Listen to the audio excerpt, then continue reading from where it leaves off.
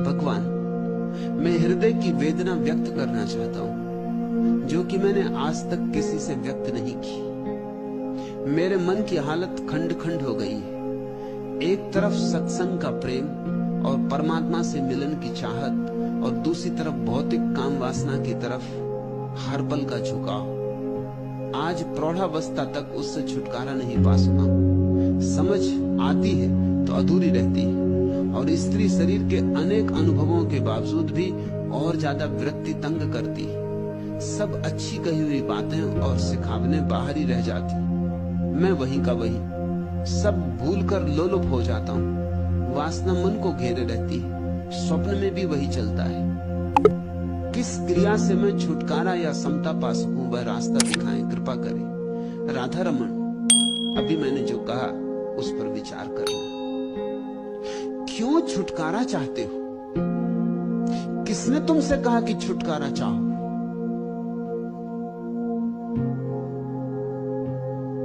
छुटकारा चाहने की चेष्टा में ही उपद्रव हो रहा है। वासना को अंगीकार करो। प्रकृति से मिली है, तुमने कुछ बनाई नहीं। अगर कोई कसूरवार होगा कभी तो परमात्मा कसूरवार होगा, तुम कसूरवार नहीं। इतना मैं तुम्हें आश्वासन देता हूं कि परमात्मा तुमसे ये नहीं पूछेगा कि तुम काम वासना में क्यों जिए, और पूछे तो उसका कॉलर पकड़ के हिला देना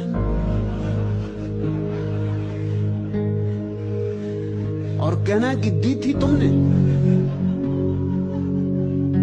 मेरा क्या कसूर था? ना बनाते। नहीं, परमात्मा ने कभी किसी से पूछा नहीं, कैसे पूछेगा? तुम अपनी तस्वीर में लाल रंग भरो और फिर तस्वीर पर नाराज हो जाओ कि इसमें लाल रंग क्यों, तो लोग तुम्हें पागल कहेंगे। तुम्ही ने लाल रंग भरा। अगर कोई कसूरवार है तो परमात्मा कसूरवार होगा, तुम तो कसूरवार नहीं हो। मैं तुम्हें मुक्त करता हूं भी तुम्हारे कसूर से। तुम ये पाप का भाव छोड़ो। और मजा ये है, और विरोधाभास भी, अगर पाप का तुम भाव छोड़ दो वासना के प्रति तो कभी के मुक्त हो गए होते। प्रौढ़ावस्था तक रुकना ना पड़ता। मेरे देखे वैज्ञानिक हिसाब से 14 वर्ष की उम्र में काम वासना शुरू होती, पकती, और 42 वर्ष की उम्र में अपने आप समाप्त हो जाए अगर व्यक्ति स्वीकार करके शांति से आनंद पूर्वक जिए। अपने आप समाप्त हो जाए। हर 7 वर्ष में परिवर्तन होते। पहले 7 वर्ष में वासना बिल्कुल ही छिपी होती। 7 वर्ष से 14 वर्ष की उम्र में हल्की हल्की झलकें आनी शुरू होती। समझ में नहीं पड़ता बच्चे की कि क्या हो रहा है, लेकिन हल्की हल्की झलकें आनी शुरू होती। उसमें उत्सुकता जगने लगती। 14 वर्ष की उम्र तक वासना पक जाती, प्रकट होने को तैयार हो जाती। मगर हमने जो व्यवस्था बनाई है वो बड़ी बेहूदी अवैज्ञानिक है। जब बच्चा काम वासना से तैयार हो जाता 14 साल का, तब हम उसे दमन शुरू करवाते।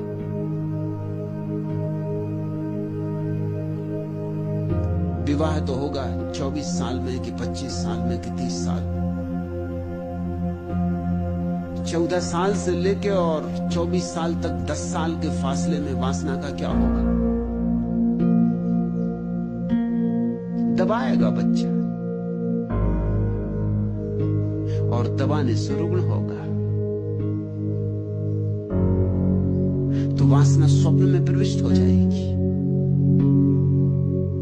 या कोई विकृत प्रक्रिया पकड़ लेगा वासना को प्रकट करने की। यह तुम्हें जान लेना चाहिए कि 18 वर्ष की उम्र में वासना सबसे प्रबल वेग लेती है। 17.5 वर्ष की उम्र में ठीक, क्योंकि 14 वर्ष से 21 वर्ष के ठीक मध्य में वासना सर्वाधिक प्रबल होती। उतनी प्रबल फिर कभी नहीं होगी। और उसी वक्त हम दमन करवा रहे हैं। उसी वक्त हम कह रहे हैं कि अभी पढ़ाई में मन लगाओ। उसी वक्त हम कह रहे हैं कि अभी तो राम भजन करो। उसी वक्त हम दमाने का सारा उपाय कर रहे हैं। फिर तुम्हारे बच्चे अगर विकृत हो जाते हैं, और एक दफे विकृति पकड़ ले तो आसानी से नहीं छूटती। ध्यान रखना, जो प्राकृतिक है वो आसानी से उसके पार जाया जा सकता है, जो अप्राकृतिक है उसके पार जाना कठिन हो जाता है। अप्राकृतिक जटिल हो जाता है और अप्रकृति पैदा हो जानी स्वाभाविक है। हजार तरह की विकृतियां संभव है और सारी मनुष्य जाति विकृति से भर गई है। 24 या 25 साल या 26 साल या जैसे जैसे सभ्यता आगे जा रही, उम्र बढ़ती जा रही विवाह की, क्योंकि इतनी शिक्षा पूरी होगी तब विवाह है। 25 साल और 30 साल के बीच में कभी विवाह होगा। अब मजा यह है कि वासना उतार पर हो गई तब विवाह होगा। जब वासना अपने उद्दाम वेग में थी तब विवाह ना हुआ। अब वासना का वेग क्षीण होने लगा। 17.5 वर्ष में सबसे ऊंचा शिखर छूती है वासना। ये मैं वैज्ञानिक शोध की बात कर रहा हूं। और फिर उसके बाद उतार शुरू हो जाता। 5-7 साल में जब उतार हो गया फिर विवाह होगा। अब विवाह में संभोग तो होगा, लेकिन संभोग से तृप्ति नहीं होगी। वह तृप्ति हो सकती थी 17.5 साल की उम्र में, अब नहीं हो सकती। अब वेग ही नहीं है इतना कि तृप्ति हो सके। अब भूख ही इतनी गहरी नहीं है कि तृप्ति हो सके। अब तुम्हारी वासना फुसफुसी हो गई। अब ये फुसफुसी वासना जिंदगी भर पीछा करेगी। तृप्त हो गई होती तो कभी तुम इसके छूट गए होते, कभी के छूट गए होते, मगर तृप्त नहीं हो पाएगी। और हर बार जब वासना में उतरोगे, आनंद तो कोई भी अनुभव नहीं होगा और विषाद अनुभव होगा पीछे कि शक्ति भी खोई, कुछ पाया भी नहीं। ये कैसी पशुता में मैं उतरता हूं तो निंदा और घनी होती जाएगी। जितनी निंदा घनी होगी उतने ही तुम उतरोगे तो जरूर, और अपने को चाहोगे कि ना उतरता तो अच्छा था। तुम्हारे भीतर विरोध खड़ा हो जाएगा, द्वंद्व खड़ा हो जाएगा। एक हिस्सा जाएगा और एक हिस्सा खींचेगा। ये ऐसा हुआ जैसे बैलगाड़ी में दोनों तरफ बैल जोतती है और लगे फटकारने बैलों को दोनों तरफ। बैलगाड़ी के अस्थि पंजर उखड़ जाएंगे। वही तुम्हारी दशा हो गई, वही सारी मनुष्यता की दशा हो गई। तृप्ति से मुक्ति संभव है, अतृप्ति से कभी कोई मुक्त नहीं होता। अब रोज रोज तुम्हारी वासना क्षीण होती जाएगी और रोज रोज तुम्हारा विषाद घना होता जाएगा। अब 42 वर्ष में तो क्या, 82 वर्ष में भी छुटकारा संभव नहीं। अब तो तुम मरते दम तक वासना में ही दबे दबे मरोगे। और तब तुम्हें पंडितों, पुरोहितों, साधु संतों की बातें बिल्कुल ठीक मालूम होंगी। ये समझने की कोशिश करो, क्योंकि वो कहते हैं कि वासना सिर्फ दुख है, और तुम्हारा अनुभव भी कहेगा कि हां दुख है। अब ये बड़ा अद्भुत तर्क हो गया। उन्हीं ने ऐसा जाल रचा कि वासना दुख हो जाए, और तुम्हारा भी अनुभव अब यही कहेगा कि वासना दुख है। तो संत ठीक ही कहते, इसलिए मेरे जैसे लोगों की बात तुम्हारी समझ में ना पड़ेगी, क्योंकि तुम्हारा अनुभव मेरे विपरीत है। मैं कहता हूं वासना परम आनंद है, मगर तुम राजी नहीं हो सकते। तुम कहोगे किससे कह रहे हैं आप? और लोग समझते हैं कि उन्होंने बच्चे पैदा कर लिए इसलिए उन्होंने वासना को जाना। बच्चे पैदा करने के लिए वासना जानने की कोई जरूरत नहीं। बच्चे पैदा करना तो इतना सरल काम है, गधे घोड़े भी कर रहे हैं, इसलिए कोई जानकारी या होश की जरूरत नहीं है। बच्चे पैदा करना तो इतना सरल काम है जैसे बटन दबा के बिजली जला देना। लेकिन क्या तुम समझते हो कि बटन दबा के बिजली जला ली तो तुम समझ गए कि बिजली क्या है?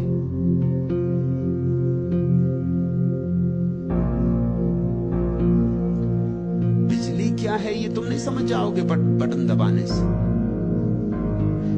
बिजली को जानना तो एक बड़ी गहन यात्रा है, बड़ी लंबी यात्रा है। अभी भी वैज्ञानिक रहस्य को खोल नहीं पाए हैं कि बिजली क्या है। उपयोग सीख गए, बिजली से 1000 काम लेने लगे, लेकिन बिजली क्या है इसका उत्तर अभी विज्ञान के पास नहीं। और काम वासना जीवंत बिजली है, जीवंत विद्युत है। वो विद्युत का और भी ऊपरी, और भी आगे का कदम है, आगे का पड़ाव। अभी तो भौतिक विद्युत का भी रहस्य नहीं खुल पाया है, तो जैविक विद्युत का, बायोलॉजिकल इलेक्ट्रिसिटी का रहस्य तो अभी बहुत दूर है। अभी तो उस पर काम भी शुरू नहीं हुआ है। लेकिन कोई बच्चे पैदा कर लेता, बच्चे तो तुम दर्जनों पैदा कर लेते। जितना ना समझ आदमी हो उतने बच्चे पैदा कर लेता। बच्चे पैदा करने में क्या है?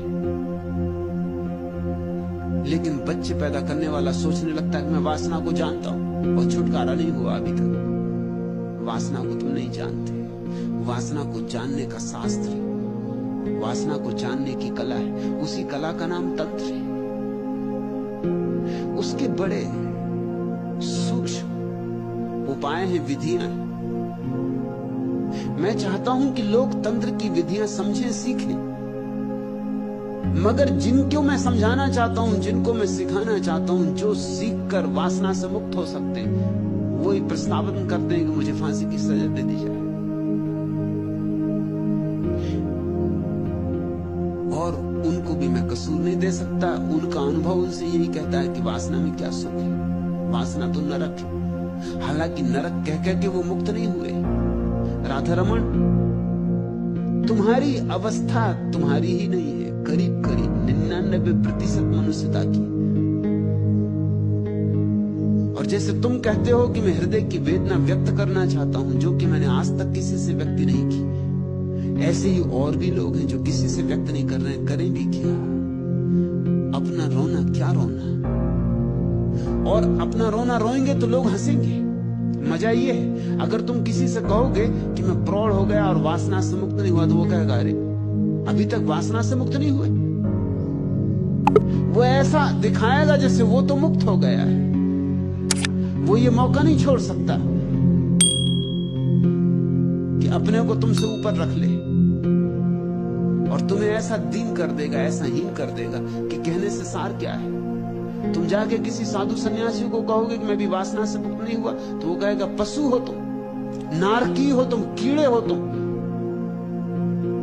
वो तुम्हें गालियां देगा। तो कहने में सार क्या है? छुपाए रहो अपने दर्द को, छुपाए छुपाए मर जाओ। तुम तो ईमानदार आदमी हो कि तुमने ये निवेदन कर दिया, लेकिन 99% आदमियों की यही अवस्था है। कहते नहीं किसी से, कहना क्या है? कौन समझेगा? लोग हंसेंगे, उल्टे लोग उल्टे अपमान करेंगे। तुम्हारी प्रतिष्ठा होगी कुछ तो वो भी गिर जाएगी। यहां तो प्रतिष्ठा उनकी है जो दावेदार है। दावा झूठा हो कि सच, इससे कोई सवाल नहीं। दावा ऐसा हो कि कोई उसमें भूल चूक न पकड़ पाए, बस। वासना है भीतर तो रहने दो, बाहर तो ज्ञान की चर्चा करो, वेद की ऋचाएं उद्धृत करो, बाहर तो ब्रह्मचर्य की चर्चा करो। मैं तुम्हारे साधु सन्यासियों को जानता हूं, क्योंकि वो भी जब मेरे पास आते हैं तो उनकी भी पीड़ा यही है। तुम ये मत सोचना कि तुम ग्रस्त हो इसलिए तुम्हारी पीड़ा नहीं मिटी। तुम्हारे साधु सन्यासियों की पीड़ा तुमसे भी ज्यादा है, क्योंकि तुम्हें तो कुछ सुविधा थी, मिट भी जाती, उन्हें तो वह भी सुविधा नहीं। वे तो बिल्कुल जले जा रहे हैं, आग से भरे। अगर तुम्हारे साधु सन्यासियों की खोपड़ी खोली जाए, छोटी छोटी खिड़की बनाई जाए खोपड़ी में, और उनकी जांच की जाए, तो तुम चकित होगे कि तुम जितना नारकी दृश्य वहां देखोगे, तुम्हें कहीं भी दिखाई ना पड़ेगा। तुम खुद भी प्रयोग करके देख सकते हो।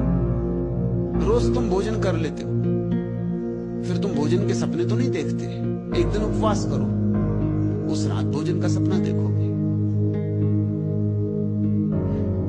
2-4 दिन का उपवास करो, भोजन ही भोजन की सोचोगे। और सब सोच विचार खो जाएगा। मैं तुमसे कहता हूं राधा रमन, काम वासना का विचार भी खो जाएगा। एक 5-7 दिन उपवास करो, भोजन ही भोजन दिखाई पड़ने लगेगा। रास्ते पे निकलोगे तो स्त्रियां दिखाई नहीं पड़ेंगी, होटलें दिखाई पड़ेंगी। होटलों के अक्षर बिल्कुल साफ साफ दिखाई पड़ेंगे, बोर्ड बिल्कुल पढ़ोगे, बार बार पढ़ोगे। रास्ते पे निकलोगे तो और कुछ नहीं, ये भजिए की गंध, ये पकौड़ों की गंध, राह तुम्हें एकदम गंधों से भरी मालूम होगी, भोजन की एक से एक गंध। इसी रास्ते से जिंदगी भर गुजरे थे, ये गंध तुम्हें कभी मालूम ना पड़ी थी, क्योंकि पेट भरा था, तृप्त थे तुम। अभी तुम रास्ते से गुजर तो स्त्रियां ही स्त्रियां दिखाई पड़ती। तुम्हारे भीतर वासना दबी पड़ी है। तुमने अच्छा किया कि कहा, निवेदन किया, रास्ता बन सकता है, लेकिन रास्ते को बनाने के लिए कुछ बड़ी महत्वपूर्ण बातें समझनी होगी। तुमने कहा मेरे मन की हालत खंड खंड हो गई, तुमने की है हालत खंड खंड, हो नहीं गई। तुम जिम्मेवार हो, दोष किसी और पर डाला नहीं जा सकता, अंततः तो जिम्मेवारी अपनी। पंडित पुरोहितों को भी दोष डालने से कोई प्रयोजन नहीं, क्योंकि उनकी तुमने मानी, ये तो जिम्मेवारी तुम्हारी है। न मानते, मैंने नहीं मानी, मेरे पास अनंत सन्यासी इकट्ठे हो रहे हैं, इन्होंने नहीं मानी, तुम भी न मानते, लेकिन अभी भी तुम उनकी ही मान रहे हो। ये प्रश्न भी उनकी ही मान्यता से पैदा हुआ है, ये अड़चन भी उन्होंने दी, ये प्रश्न भी उसी से पैदा हुआ है। तुम कह रहे हो एक तरफ सत्संग का प्रेम और परमात्मा से मिलन की चाहत, और दूसरी तरफ भौतिक काम वासना की तरफ हल पल झुकाओ। ये दोनों अलग बातें नहीं है। जिन्होंने तुमसे कहा अलग है, उन्होंने तुम्हें गलत समझाया। ये दोनों बिल्कुल एक सी बात है।